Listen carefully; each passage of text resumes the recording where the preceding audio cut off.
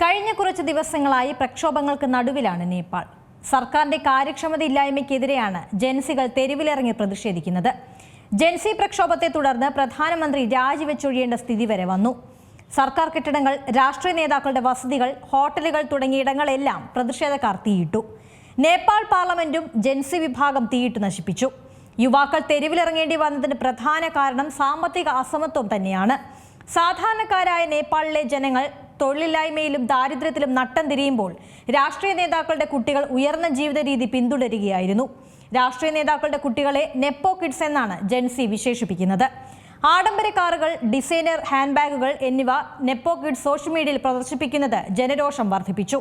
രാഷ്ട്രീയ നേതാക്കളുടെ മക്കളുടെ ആഡംബര ജീവിതം എടുത്തു കാണിക്കുന്ന പോസ്റ്റുകളും വീഡിയോകളും സോഷ്യൽ മീഡിയകളിൽ വ്യാപകമായി പ്രചരിച്ചു.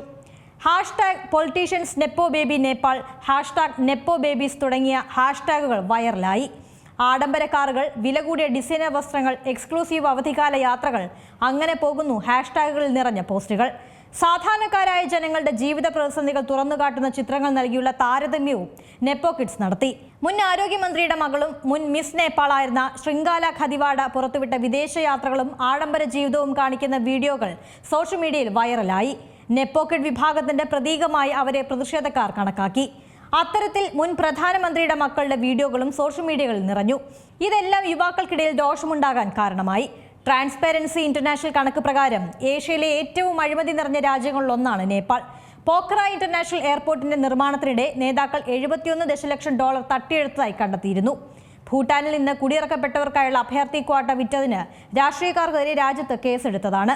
ഇത്തരത്തിലുള്ള നിരവധി അഴിമതി കഥകൾ രാജ്യത്ത് നിന്ന് പുറത്തുവരുന്നത് പതിവാണ്.